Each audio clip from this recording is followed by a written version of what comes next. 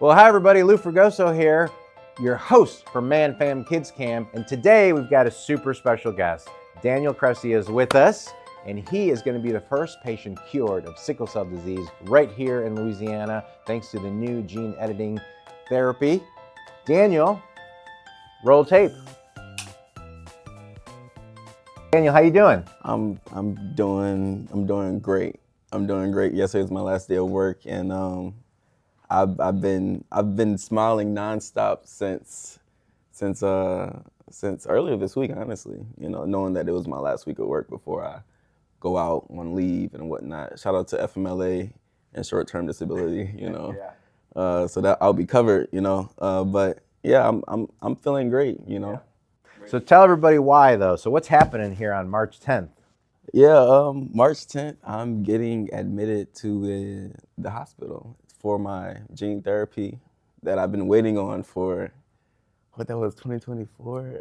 2 years now. Yeah. And so it's been a long 2 years, but March 10th is when I get admitted and start the whole process of actually getting cured. Yeah. It's amazing. Congratulations. All right, so for those people out there that don't understand sickle cell, right? Because that's what you've been living with. Yeah. That's what you've been pushing through. That's what you've been fighting through. And you've been fighting through it for basically 23 years. Yeah. Right? Explain to people what sickle cell disease is and what the pain episodes are like. So let people know. Yeah, sickle cell disease is it's a blood disorder, genetic. So you're pretty much diagnosed at birth, and you get it from your parents having the trait or the disease, and essentially, it causes your blood to be irregular shaped, and your blood carries oxygen and whatnot. So because your blood is carrying less oxygen, it causes you to have these crises, these vaso-occlusive crises, where your blood might clot, or it'll flow too fast, and then and it causes a lot of pain in your veins and whatnot. And so When those pain episodes happen, like describe to people what that feels like. It feels like a tight pressure anywhere in your body. Like for me, when I was growing up, it was in my stomach and my chest, and it felt like a rubber band, like the tightest rubber band you could think of. It's like pulsating in and out, and it could be on your leg, on your arm, in your chest, your stomach, in your back. The lower back is the worst part. That's the absolute worst part to have a pain crisis. Anybody will tell you, and so the only thing that really helps a pain crisis is medication, which only really suppresses the pain. It's like a Band-Aid solution, but really time, hydration. Oftentimes we get admitted to the hospital for a week, generally speaking, a week at a time, and we get IV fluids, sometimes transfusions, and you just let your body kind of heal itself. Yeah. Yeah. Wow. All right. Well, thanks for explaining that. What's something that's commonly misunderstood about sickle cell? The biggest misunderstanding, and I've experienced this firsthand, is people think that it's a black or white thing. There's a gray area. It's a spectrum. Some people deal with it really well, and some people are in the hospital chronically. And for me, I experienced both sides. Growing up, I went to the hospital every month for a week at a time. Wow. And then I started to become more conscious of what was causing me to go to the hospital, and then I realized that I had to change some of my ways, and then I changed some things up, and then next thing you know, I went 4 years without an episode, and so that might not be the case for everybody. Some people are well, some people are living in the hospital most of their lives, so it affects everyone differently. Wow. And so what got you to this point? So we're 23. Yeah. And we're on the, cusp of a cure. Yeah. Why is this therapy right for you? So what got me here is, I'm 23, just turned 23. But when I was 19, I was discovering, I was discovering myself, right? I was trying new things. You know, I sold real estate, and then I got my CDL, and then I was doing a lot of things that made me want more. You know, like if I can do this thing, I trust myself to do the next thing, and the next thing. And so I eventually came to a point where I was like, yeah, I want to fly a plane. You know, I saw a kid flying a plane. I said, well, you know, if he can do that, I can do that. And I also read somewhere where it said, people will treat you regular until you show them how different you are. And I was like, well, that was like the needle, you know, that I needed. And so I took flight lessons, and I realized that I wanted to do this as a career.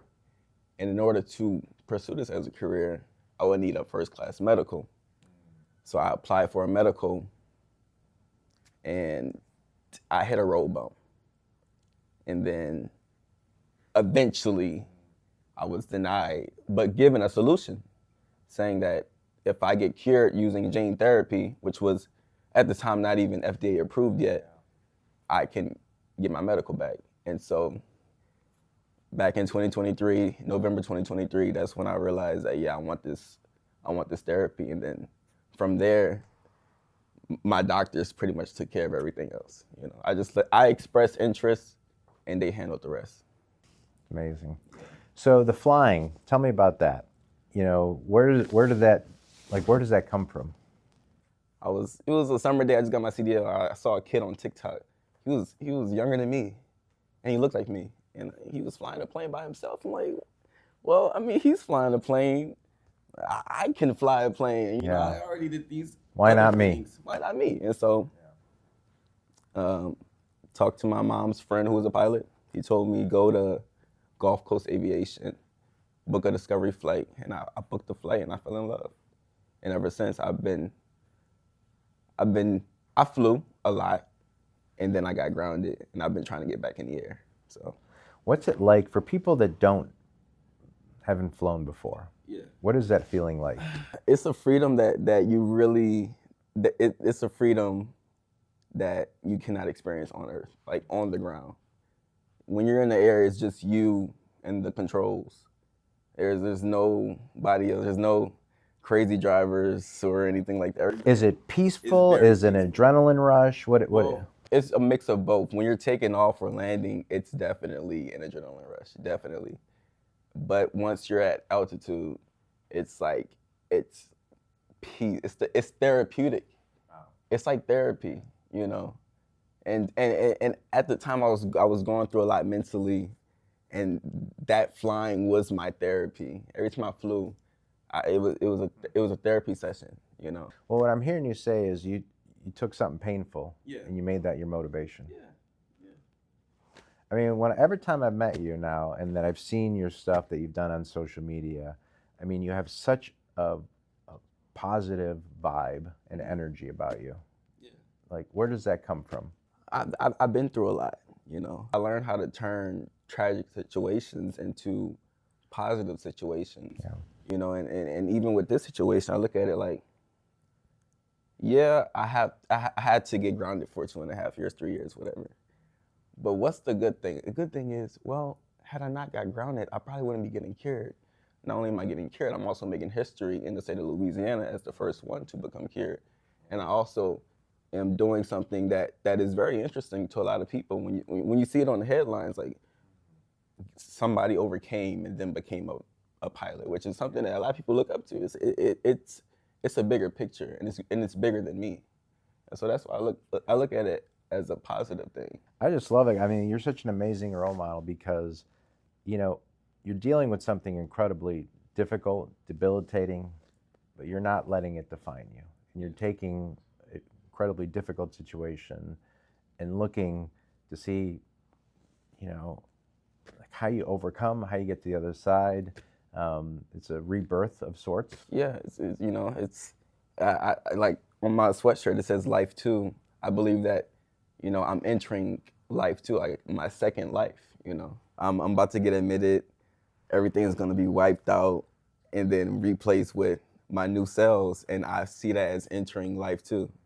I'm gonna be entering life 2, and nothing will ever be the same, you know. It'll be, the way I see it, I'll have a permanent smile on my face, even when there's no visible smile on my face, you know, knowing that I overcame something that I've been living with my whole life.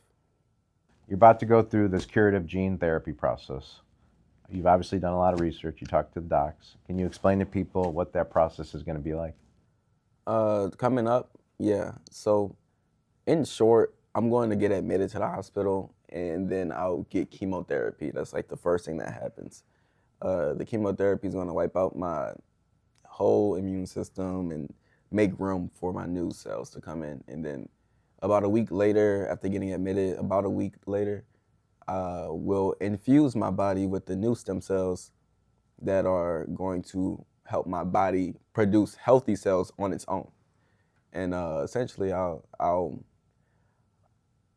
be essentially cured. You know, I'll have like, I think it's like 50-50. Basically, I have like the same kind of blood condition as somebody with the sickle cell trait. And so I'll be pretty much cured. I'll be in the hospital for 4 to 6 weeks. Yeah. 4 to 6 weeks, and then I have to even recover. Do you want to tell people what happens in the gene editing process? I mean, to keep it simple, they take my stem cells. Like back in July and September, they collected my stem cells during some hospital stays, and then they shipped it off to a lab where there's like, it's like a machine, a technology that they use. I can't even really explain it. That they edit my stem cells. They kind of like cut off a portion that's making my genes produce bad cells, and they cut it off. So now when they insert it, it basically produces the good cells in the simplest way possible. Yeah. Have you had other kids or even adults that are going through something similar seek you out for advice? Yeah, all the time. And what are you telling them? It depends on what they're asking. I mean, oftentimes it's aviation related. Crazy enough. Really? I've had a lot of people with sickle cell reach out to Kyle and myself. Kyle is my business partner who got cured. We get contacted all the time about, my son is living with sickle cell and he wants to become a pilot. We read about your story and whatever. And so it's just like, even just that one person makes it all worth it. And it probably is dependent, but is it helping them manage their disease or how to think about their disease differently? I've encountered some people who are now aware of a cure, and they're either getting a bone marrow transplant or gene therapy. But just education. Yeah. So you're finding that there's a lot of people that don't know what their options are? Yeah. They don't even know that they could become a pilot with sickle cell. They thought that, well, it's too bad. But they're seeing Kyle's story, my story. They're like, oh, how do we do this? You know what I mean? And so it makes it all worth it. What advice do you want to give kids, anybody that's going through what you're going through? Kids living with sickle cell, anybody living with sickle cell, I would, on a more practical sense, I would change up any personal habits. Your daily lifestyle is very important to managing your disease.